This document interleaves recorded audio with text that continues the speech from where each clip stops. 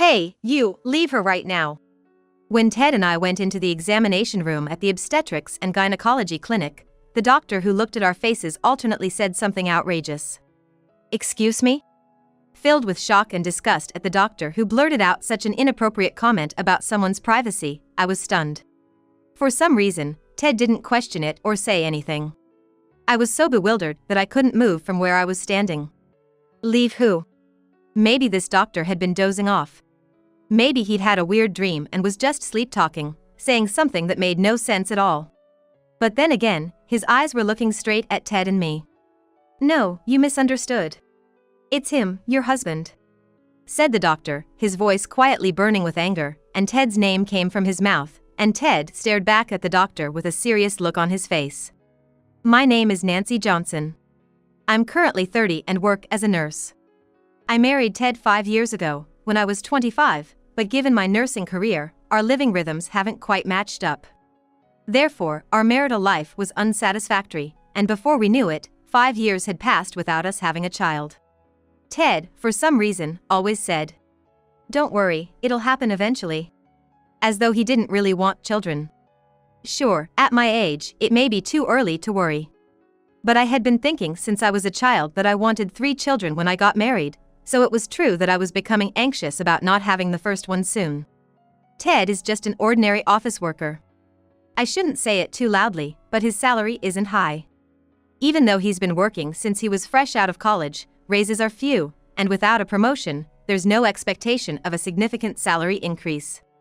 It might be a money thing, maybe Ted doesn't want children yet. Plus, lately, it seems to be a busy period at work, and he often works late. He comes home late at night quite often. I wondered if he'd ever been this busy before, and when I asked Ted, he said that a new project had started and the busy periods had increased. Our living rhythms were increasingly mismatched, and I was starting to feel lonely. Ted was usually a gentle and kind husband. Apart from our different opinions about children, there was hardly anything I was dissatisfied with. So I never dreamed that something like that would happen. It was a year ago when I suggested to Ted that I wanted to start trying to conceive. Our marital life was stagnant back then, and I was feeling impatient. Many of my friends who were married already had children. Every time I saw updates about their children on social media, I'd think, "That's nice." And slowly that turned into envy, to the point where I was now jealous, so I'd stopped checking social media as much. Because of that, I chose the timing just a year ago when Ted got back from work, and told him I wanted to start trying to have a baby. Trying to conceive? Isn't it something that can happen naturally? We don't need to make a big deal of it, do we? But that's not always the case. If the timing isn't right, it doesn't mean anything. That's what my friends were saying. That's just your friends' opinions, right? People's timing for having children can be different, so don't take it too seriously. But still. At that time, I didn't know much about trying to conceive, so I couldn't argue with Ted's reluctance. Even if the awareness of trying to conceive differs between men and women, he could have shown a little more cooperative attitude, couldn't he? Anyway, if you get too caught up in it, you might not be able to conceive even if you could. Let's just be patient. Yeah, I guess so. Certainly, as Ted says, when you get impatient, it feels like it's less likely to happen, and I had felt the same way. Feeling frustrated, I went off to work that night since I had the night shift. At work during my break, I talked to a colleague about it, and she scolded me, saying, "You can't be so easygoing about this." I was the one who wanted to be angry at Ted, so I was slightly annoyed by my colleague's words. "So, what should I do?" I asked, and she advised. "Why don't you go to an OB/GYN? "Why go to an OB/GYN when there's nothing wrong with me?" I hesitated, but she informed me.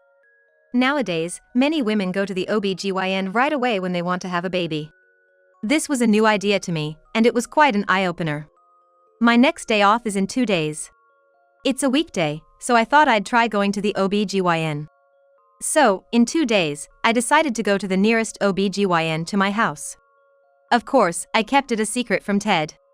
Although it was the closest, the OB/GYN was 2 train stations away, perhaps because there were few in number. It was a weekday morning, so I assumed it wouldn't be too crowded, but when I got to the OB/GYN, I was taken aback by the number of people. All the waiting room chairs were filled, and there were even pregnant women standing and waiting. Given the situation, I, of course, couldn't take a seat and leaned against the wall, waiting my turn. I was finally called into the examination room, and I received the examination about an hour after arriving at the hospital. That day, the doctor told me to first try the timing method, coordinating our intimacy to coincide with my ovulation period, which seemed to be the first approach taken in trying to conceive. If this goes well, I could be expecting within a few months. I ruminated on what the doctor taught me, thinking about our future life. First, I had to tell Ted about the timing method. Since it was something that required cooperation between us as a couple, I determinedly talked to Ted that night. "I'm sorry to bother you when you're tired from work, but I went to the OB/GYN today," I said, and Ted turned his red, alcohol-flushed face to me, his eyes wide with surprise. "I really want a child. The doctor suggested something called the timing method." I explained the timing method to Ted. A tipsy Ted didn't seem to be taking my words very seriously, but at least he didn't interrupt me. "And, will you cooperate with me?" I tried to choose my words carefully not to offend Ted, but he scratched his head, looking bothered, and responded, "It feels like being forced, and I'm not into it at all. Isn't there another way?" Ted's insensitive words made my head spin. It took a lot of courage just to go to the OB/GYN, and it was embarrassing to share our marital problems with a male doctor, even though he was a professional.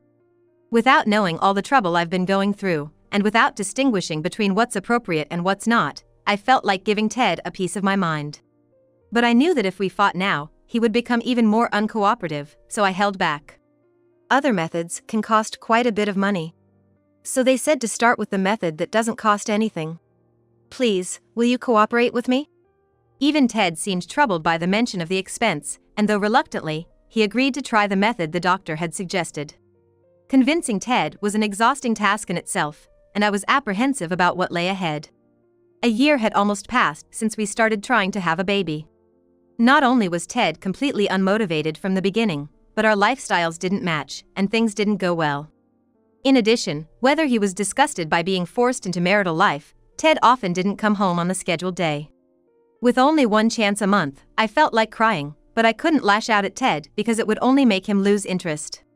Stress caused my period to be late, and I even had to get medication from the doctor. "When will I have a child?"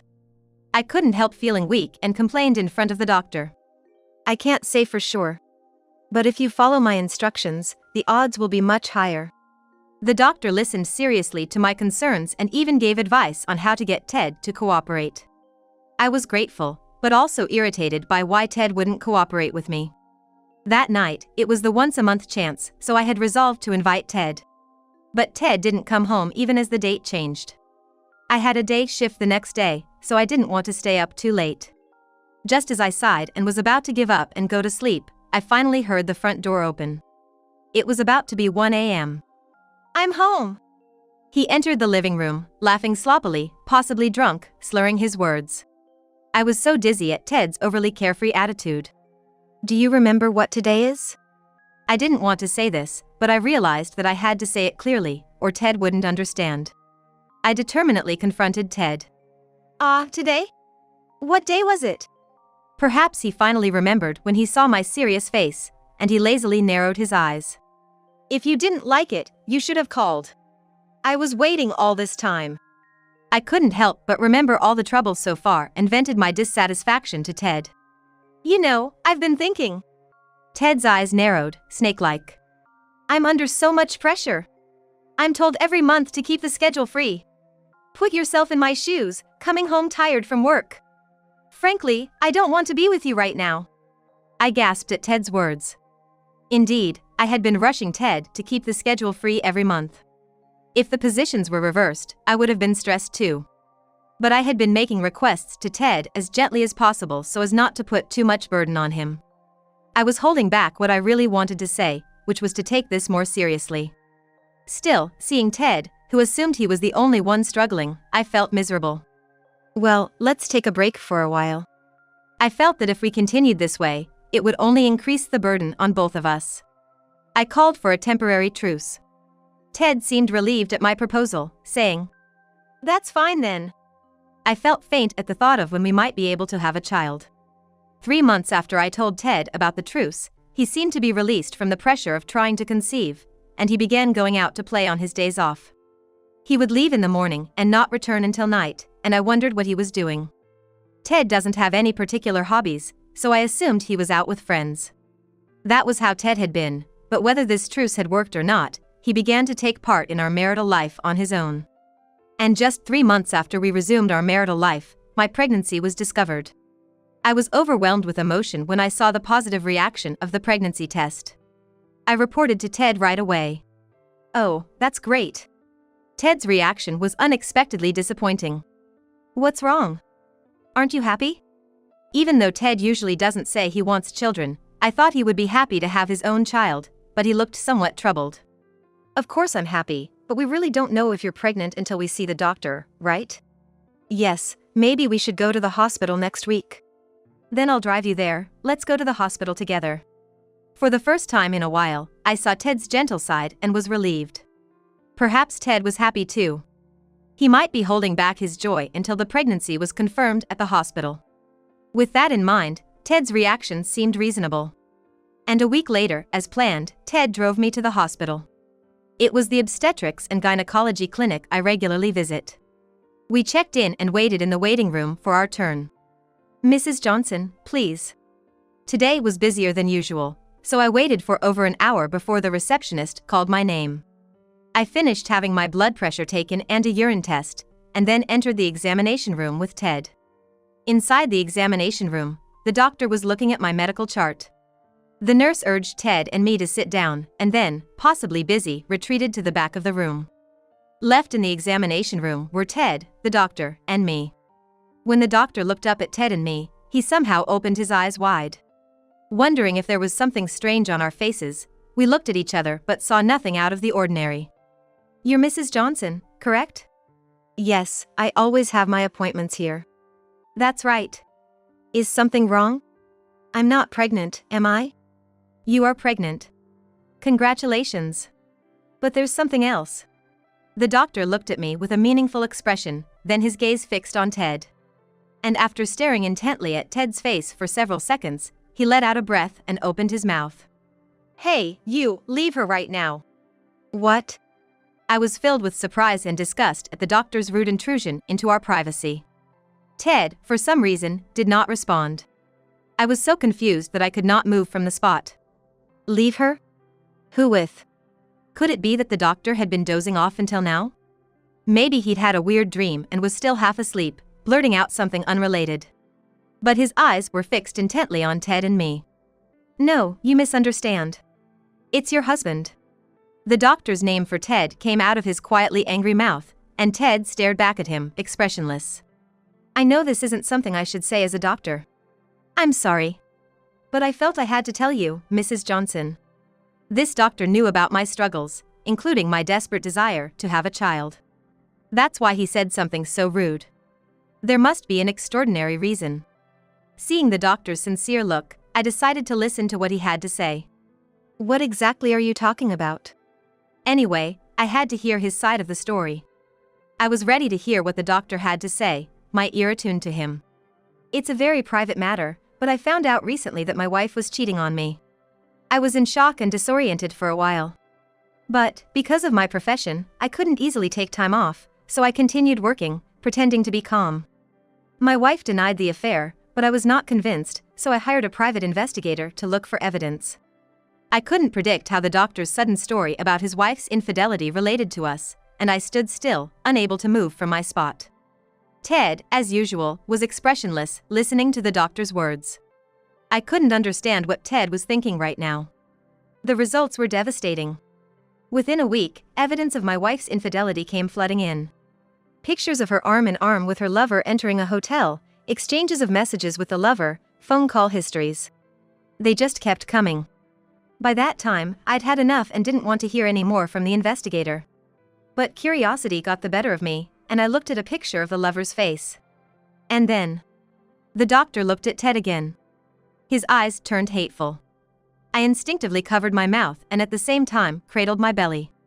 I had a premonition that once I heard what came next, there would be no going back. "My wife's lover was Ted Johnson, your husband." The doctor's words fell sharply into my gut, leaving me in despair. When the two of you walked into the examination room, I felt as if I had been struck dumb.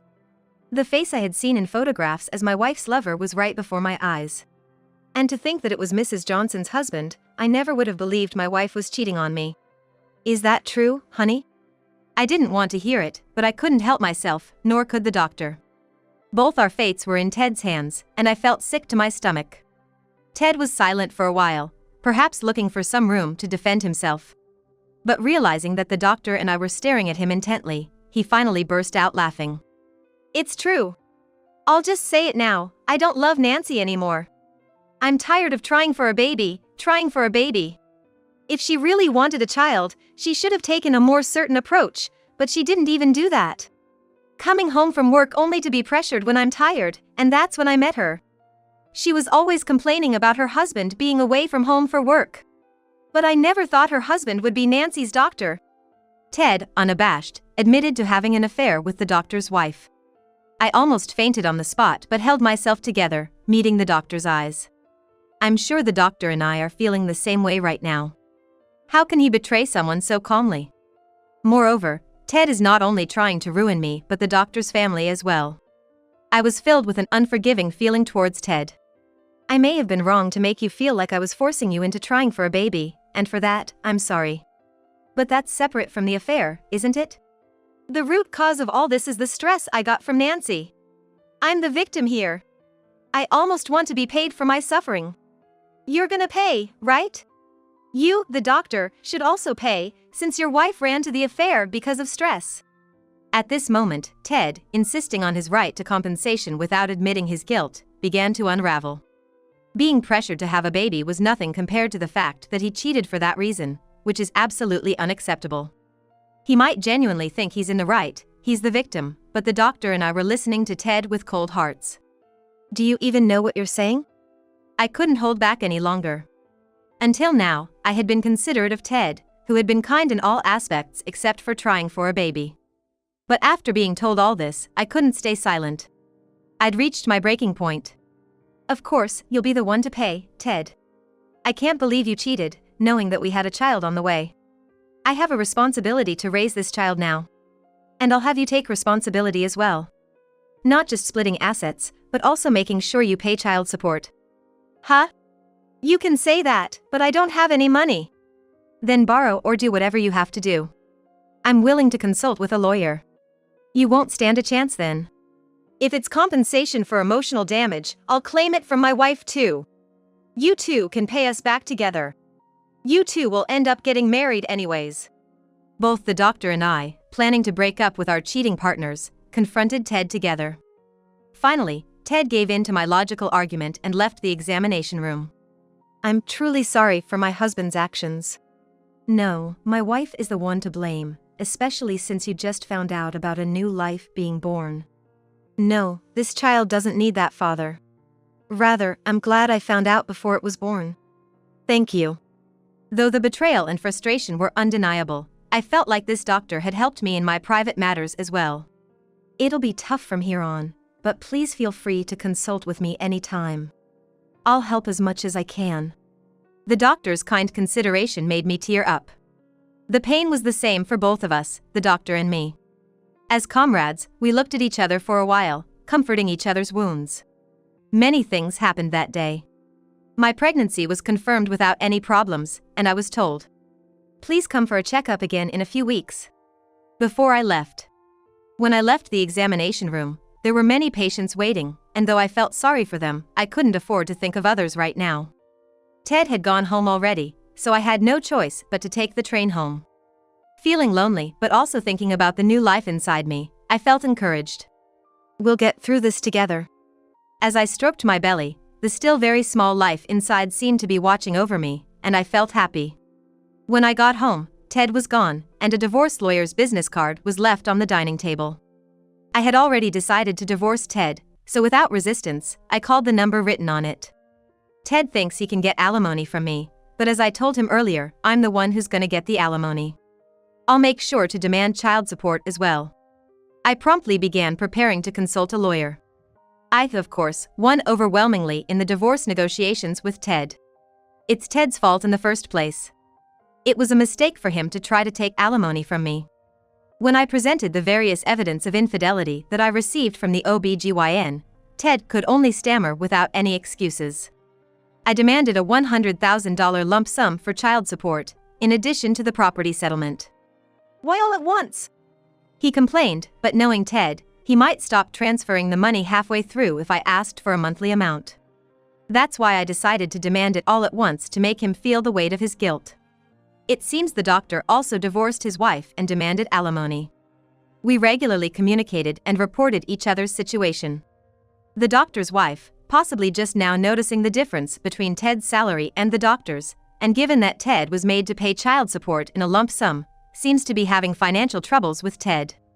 She reportedly appealed to the doctor saying, "I want to come back to you." But the doctor firmly refused to return to the previous relationship. Once betrayed, a relationship can never be mended. He answered, disgusted. I agree with his opinion.